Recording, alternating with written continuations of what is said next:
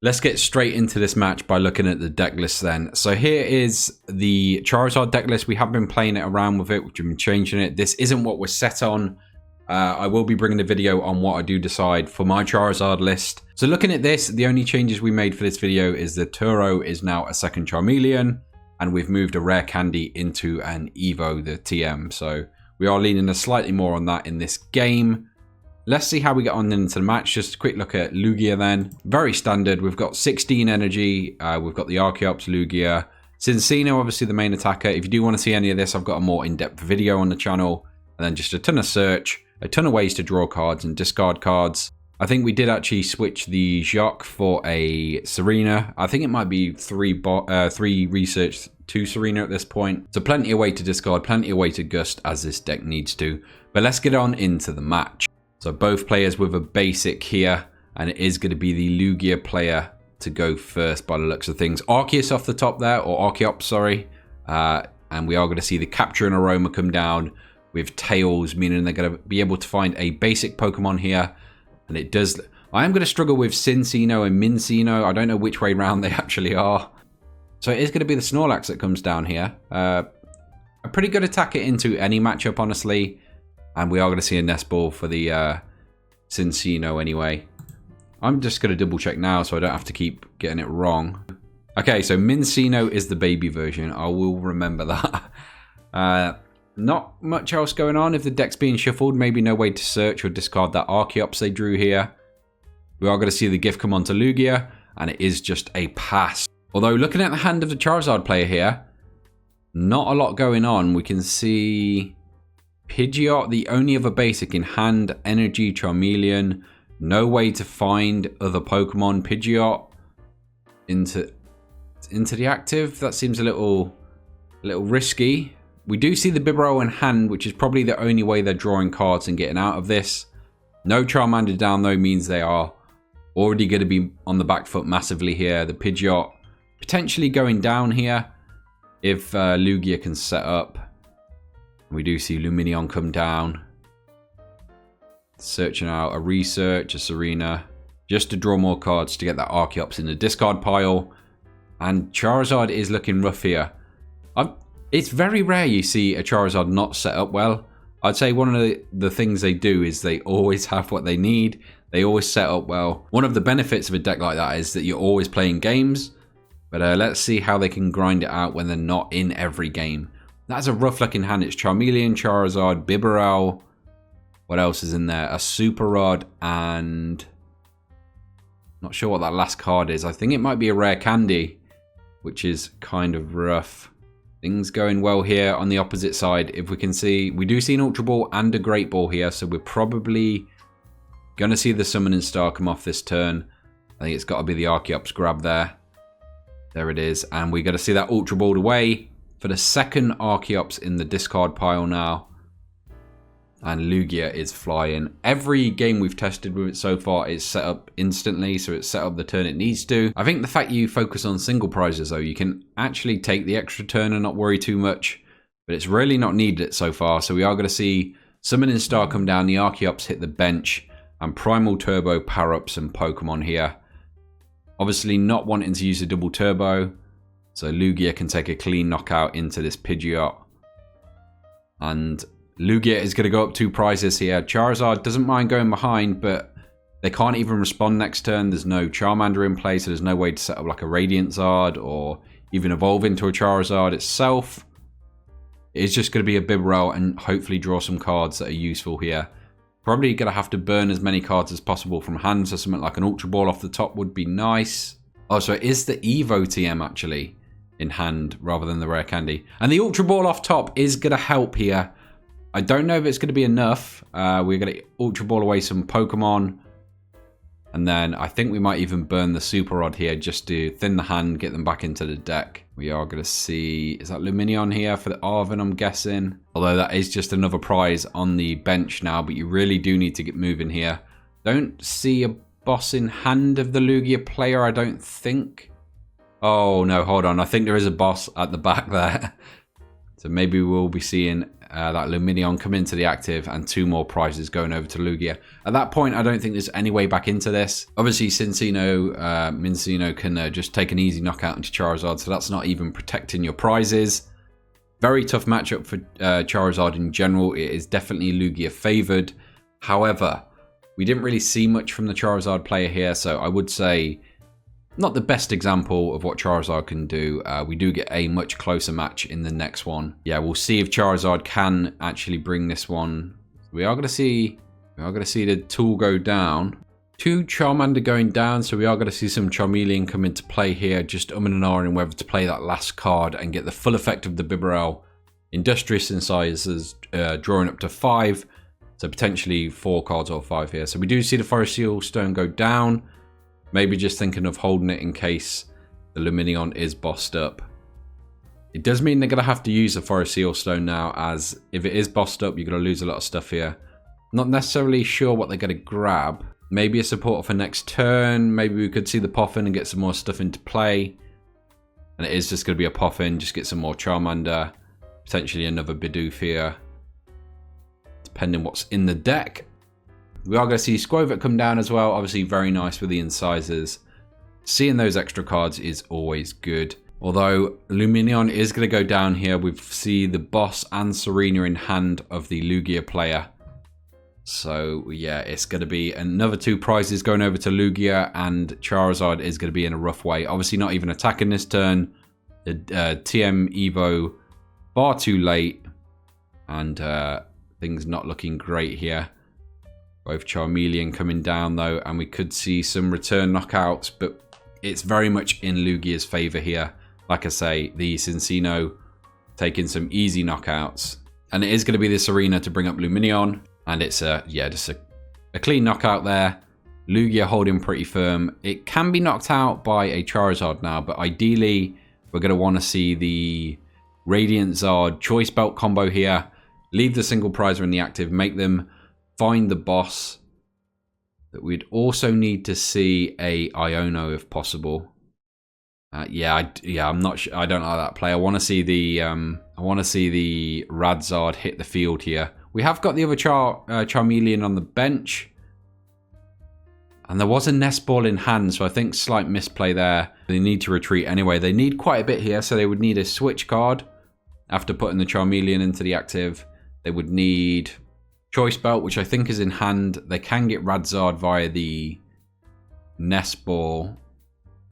So they can Arven for it here. It does mean they can't play Iono, and I think we did see a boss in hand, which will wrap up this game. As long as the energy's in deck, only needing 4 more onto the Cincino, making it quite a comfortable knockout. We do see the Nest Ball come down though. The Radzard move to the top of the deck there. Just checking the switch is in play as well. So we are going to see the Arven.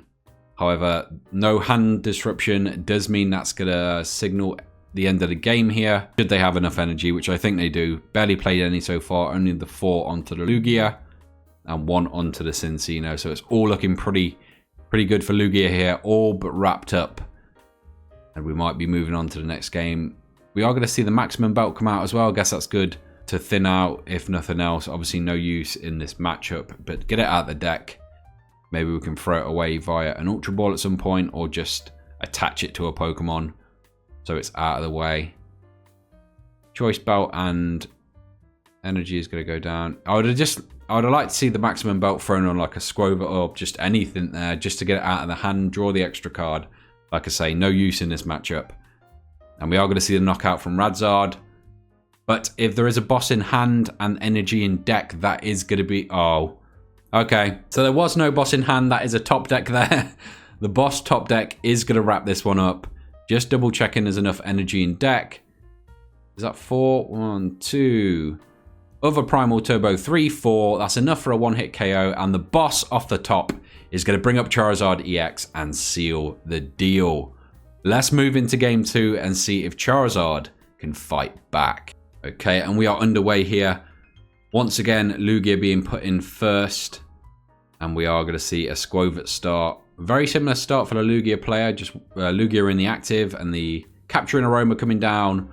Finding out the Mincino early on. Though Not much else going on in the hand, so it is just a pass this turn. So we don't see any Archeops hit the discard. We don't see a Lumineon or anything else in hand. Not really a way to knock out the Lugia, so it's fairly safe. It's why I like... so when I do my deck list, I am going to have Gouging Fire in there for a few reasons. One, the main one, Arceus Vulpix, is pretty much the only way you win that matchup. However, the other good thing is in this matchup, you can potentially set up a Gouging Fire if you're made to go first. You can evolve your Charizard, set up a fire in one turn, and knock out a Lugia before it can evolve, which is going to be... I think Lugia is going to be one of the more powerful decks. So being able to do that before it can set up, because they do only like to set up one Lugia, obviously playing Collapse Stadium, they're trying to just play a single prize board. So Gouging Fire, I think, is very effective in this matchup as well. It's also good in some other stuff. It's just hits good numbers, so I don't really mind that. I don't mind finding room for it. It's not great in some matchups, and in general, it's not the best attacker. I just think currently it's in a good spot, so I think it's worth the one of tech spot. And yeah, I think it would help massively in this matchup as well. So we are going to see Squovit in the active. We do see some Charmander come down, so we are playing ball this time. 2 Bidoof on the bench as well. Are we going to see anything else here? You don't really need much else as Charizard, and it is just going to be a pass. Lugia here. The Lugia is safe. There's no way to knock it out with this deck. Highest they can get is 210, and even then, it's just, yeah, there's a lot committed to doing that. You don't really want to waste the choice belt on a poke. And I do think it is just going to be Read the Wind here. Oh, so there was another Ultra Ball. And it is going to be Ultra Ball for Lumineon into a research there. It does mean Lumineon is on the bench, and there is potentially an opportunity to take that out now. And it is just one Archeops in there. And research comes down to draw a whole new hand. Still no Archeops here. You do really want to see one for Read the Wind, and I don't think there is one. It's down to this Ultra Ball, Great Ball, sorry. Looking at the top 7, there's the Archeops. So we are in a good spot. Like I say, no way to knock out the Lugia. Archeops going to the discard pile. And next turn, we've got the VStar in hand. So we are going to see Summoning Star. And we've finally got a match. The first one a little one-sided in the favour of Lugia. Obviously, Charizard taking a few extra turns to set up. And Lugia just being the powerhouse it is, bringing up those Pokemon, the Lumineons, the Pidgeots, and knocking them out before we can get set up here. And it is going to be Read the Wind. Over to the side of Charizard here then. And again, let's see what we've got. Oh, maximum belt onto the Squovit. An absolute power play there. Just thinning it out of hand so it's not going back into deck, I think is fine. But seeing a Squovit with a maximum belt is also... it's kind of funny. So we do see Ultra Ball in hand. And we see some things to be thrown away there. The Manaphy not needed in this matchup. Are we going to be able to see... ooh. There is a Collapse Stadium in hand. That extra Mincino on the bench could be a disaster here. It's not only going to get rid of Lumineon, so it's going to be safer for the Charizard player. There's going to be no boss chances. It's going to be a Charmeleon instead of the Bibarel there. But it is also going to mean Summoning Star can't bench 2 Archeops. And that is absolutely crippling. That's one of the things with this matchup we're sort of thinking of afterwards. Like, you really do have to be careful early on. You have no ways to bump Collapse Stadium. And Charizard is well and truly in control of this one. We are going to see a Rare Candy Charizard come down as well. So it does mean we're going to see an attack this turn. Like I mentioned before, we can't see a knockout. But weakening... oh, we could see... no, there's no way to bring up the Lumineon. This does run maximum bout as we see instead of Prime Catcher. We are going to see the retreat from Squovit though. And we're going to see a big punch from Charizard here. 180 going into the Lugia V. 180 into Lugia V. And Lugia now on the back foot. Only able to get the 1 Archeops in play. The problem here is getting 1 Archeops in play is fine. But as soon as that's bossed up and knocked out, you're pretty much out of the game. Drawing a new hand here, we do see the Cincino. So potentially we could see a 1-hit knockout into the Charizard. There is a Charmeleon on bench though, so I think we're looking fairly safe here. Just thinking what to do here. We are going to see a Nest Ball. Obviously not going to find anything, just looking through the deck. And then a Master Ball. What do we want here? I guess the Cincino is good. Keep one in hand. And we are going to see the Summoning Star for a single Archeops, which never feels good. That Collapsed Stadium has come in absolutely clutch here. It's one you don't really think of, but I think that's actually a really good counter into Lugia. If they don't, they really need to restrict their board early on, else you can catch them with plays like that. And that's why we're testing these little niche things that might come up. It's good to know before EUIC. We don't want to get there and get caught with it, so it's good that we're finding them out now. Yeah, we can we still see a knockout? I think we're just going to see a Lugia poke, honestly. I don't know if there's any kind of gust in hand. Primal Turbo there, grabbing a few energy. And it is just going to be the poke and getting rid of the stadium there. So we probably do need to see something like a Snorlax come down, just having a slightly bulkier attacker, attacking for only 3 energy instead of the 5 that the Cincino needs, just to take this prize from the Charizard. And then you want to see the Cincinos used to one-hit KO full HP Charizards. So yeah, they're still very much in it. No one's taken a prize yet. It's still very close. Lugia can definitely do some things here. A ton of energy already in the discard pile of the Charizard player, meaning it could be difficult here. They would need to maybe find a Super Rod before evolving up another Pokemon. Another energy hits the discards. We're probably confident there's enough in deck here. We do see the other Bibarel come into play here. Just able to draw as many cards as they need now. I don't know if I like the Radzard bench. You do kind of want to see another Charmander in play. The Radzard's a little better later on. But I guess it's fine. Not really in any worry. You do still get a Charizard for sure. And we are going to see an attach onto the Radiant Zard. Again, probably going to be a big attacker in this matchup. And there's a Super Rod. So we are going to see 3 energy go back into the deck. Meaning when that Charmeleon does evolve, we've got plenty of energy to play with. And I think it's probably just going to be a poke from the Charizard into Lugia here. We are going to see the evolve straight away.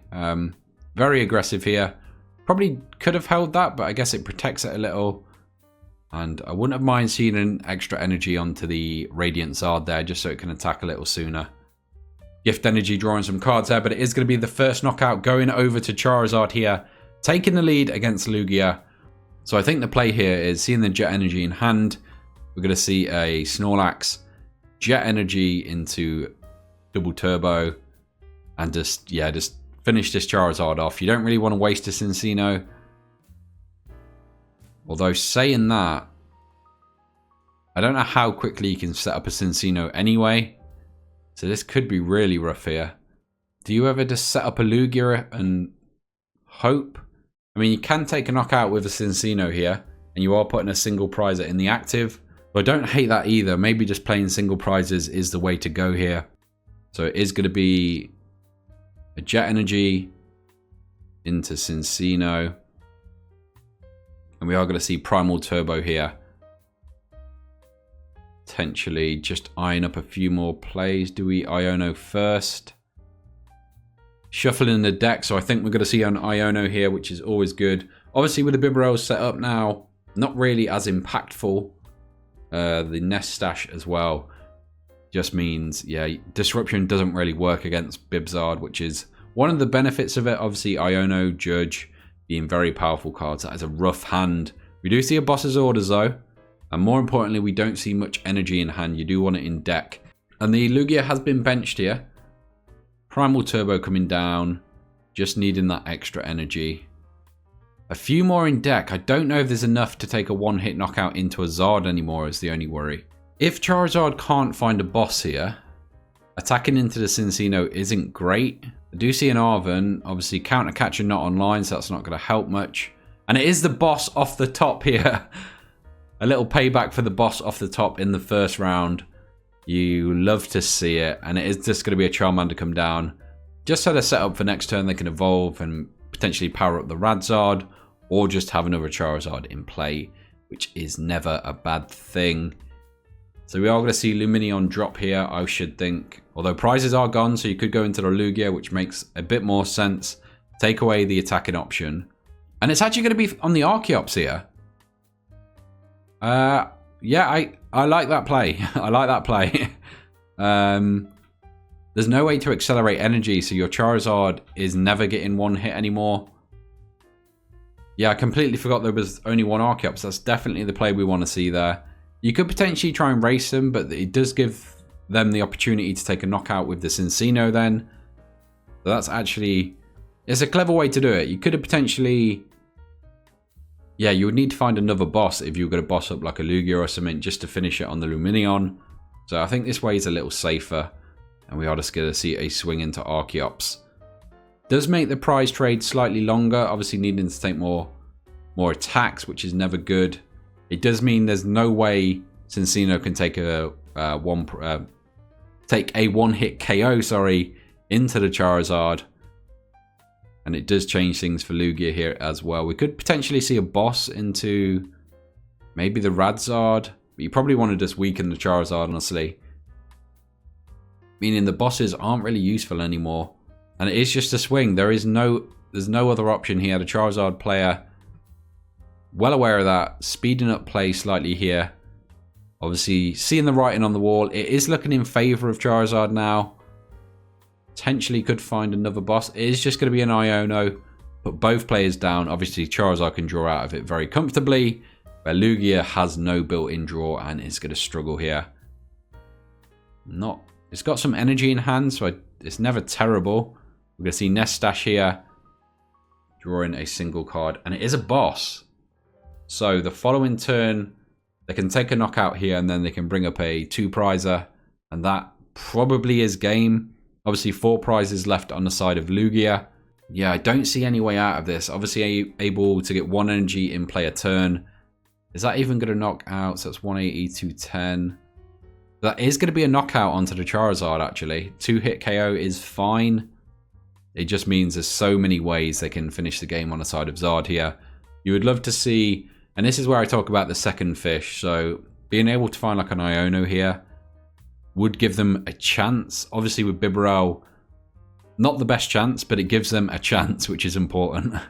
Into other decks though, if they don't run the Bibarel, it could just shut them out late game. And like I say, Lugia doesn't mind having their cards in deck. Obviously you want the energy in deck anyway, so I don't mind running 2-3 Iono in this deck list. It is going to look like maybe just a swing in the 2 prizes here. Collapse Stadium. I guess you get rid of the second Bibarel. There's a chance. So if they had like Counter Catcher here, bring up the Bib, Iono, that would probably... I'd probably maybe win them the game. Like if they collapse one away, KO'd the other. Yeah, that would be rough. Don't quite have that in hand, but it's always a thought. The Charizard player here. I think the second Bibarel is the only option here. You could potentially get rid of the Squover, but it is always nice drawing more cards. And the Bibarel is going to go to the bench, into the discard pile here, and it's going to be the knock onto the Charizard. 2 prizes for each player here. I think that is wrapped up just looking at the players' hand on the side of Charizard. Draw for turn. We do see the choice belt in hand already. 4 prizes taken. And it is going to be the boss on Lumineon or Lugia VStar. And that is it. Charizard takes game 2. It's 1 apiece. We are trying to do 2 games just to keep these like bite-sized. So try and keep them under half an hour so you guys can watch them in your lunch breaks and your spare time. Let me know any decks you want to see played against each other, any matchups, any deck profiles. That's all I've got for this episode though. If you've made it to this point in the video, thank you so much for watching. And I will catch you in the next one.